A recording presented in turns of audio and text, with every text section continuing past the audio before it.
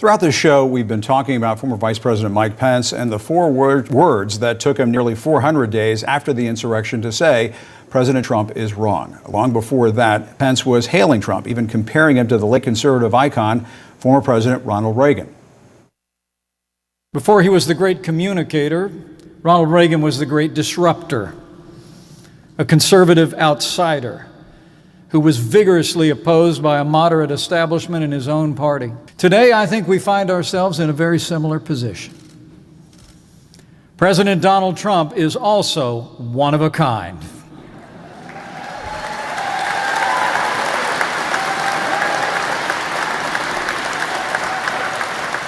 He too disrupted the status quo. He challenged the establishment. He invigorated our movement, and he set a bold new course for America. Those comments coming after the January 6th insurrection. Joining me now is Ron Reagan, son of the former President Ronald Reagan. Ron, thank you so much for being with us. We appreciate it so much. Your father believed in a big tent Republican Party, a party where many different views could come together and coexist. Part of the reason why he had that massive landslide in 1984 over Walter Mondale. When you look at what's happening in the party today, where Republicans are getting death threats or getting censured, like Liz Cheney and Adam Kinzinger for pursuing the truth over Trump, what would you think your father would say about all that now? My father would be profoundly disappointed. He would be ashamed of his Republican Party, which is no longer his Republican Party, of course, and he would be deeply concerned. Jim, you said it in the last segment. This is a national emergency. We only have two parties, practically speaking, in the country, and one of them has become undemocratic. One of them is tilting towards autocracy. One of them is spouting, Russian talking points at this juncture. This is, as you said, a national emergency. And my father would have seen that very clearly, I'm sure, as many of us do. And one thing that is drastically different from the Reagan years is that there is a debate within the Republican Party about standing up to Russia in support of a democracy in Ukraine. You just mentioned that a few moments ago. Here's what happened when Republican Congressman Mike Turner went on Tucker Carlson's show. It's a pretty remarkable exchange. Let's watch.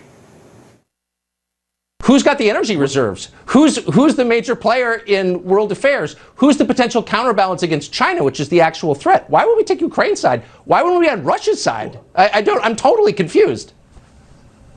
Well, clearly, Ukraine is a democracy. Russia is an authoritarian regime that is seeking to impose its will upon a validly elected democracy in Ukraine. And we're on the side of democracy. It does not feel like morning in America to me, Ron. Reagan's idea, as you know, was to contain the Soviet Union. And so this idea of not standing up to Putin, just letting him invade wherever he wants, I guess is Tucker's view of this. What are your thoughts on the foreign policy side of this and what seems to be happening inside the Republican Party right now? Well, it's a shame that anybody's listening to a nitwit like Tucker Carlson, but just because he's a nitwit doesn't mean he's not dangerous. And that goes for some of his colleagues, shall we call them, in the Republican Party, elected officials who seem to be embracing Vladimir Putin, who, let's be clear, is an autocratic thug. This is a man who has his political enemies murdered. This is not somebody that my father, for instance, would have been comfortable dealing with. He reached out to Mikhail Gorbachev because he saw somebody that he could actually deal with, and he recognized a person who was trying to bring the Soviet Union in for a soft landing as it collapsed. I don't think these people really have much of a foreign policy sense at all. And again, all of this poses a real danger to our country. Our country is terribly divided now, and there are a good number of people who would take Vladimir Putin's side over our own president. And, I don't want to throw around words like traitor or traitorism, but that's coming pretty close. No question about it. And there was this uproar on the right when President Biden said he was going to pledge to nominate a black woman to the Supreme Court.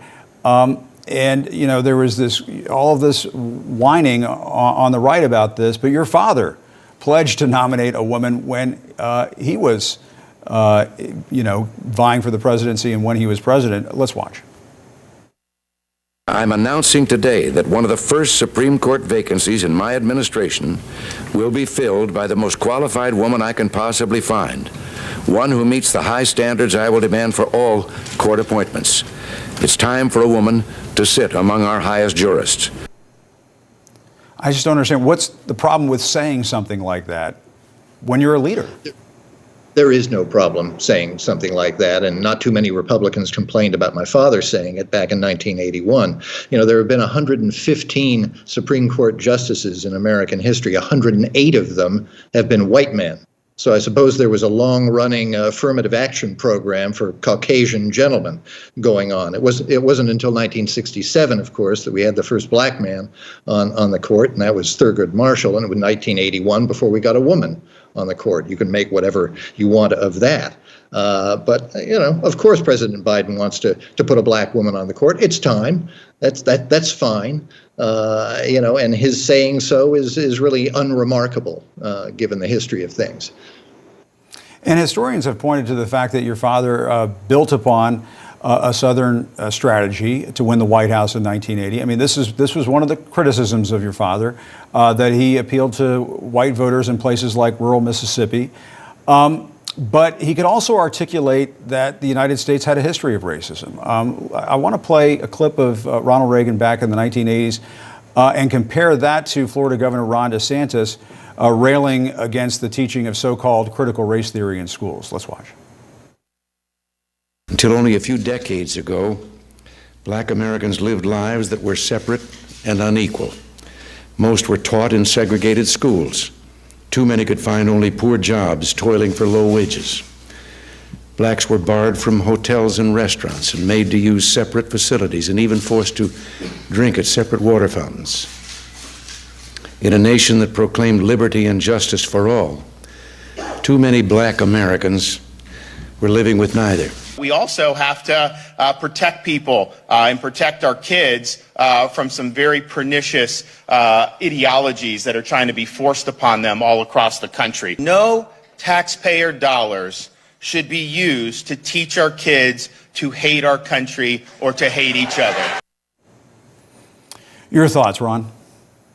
Well, you know, my father could have gotten in trouble, I suppose, today for saying what he said there in that clip in Florida, because it might have made some white people uncomfortable.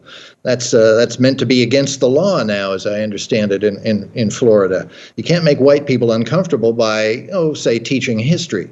But he had it right, of course, exactly right. That is the truth of American history and the history of black people in America. And if Ron DeSantis and others in the Republican Party don't like it, well, that's just too bad. You know, they can write their own history books, I suppose, and teach in their own little tiny schools. But you know, the truth needs to be spoken, and my father understood that, and he did his best to do that. Ron DeSantis, Donald Trump, most of the Republicans these days, well, you know, I'm not so sure. As your father might say, there they go again. Ron Reagan, thanks very much for your time. We appreciate it.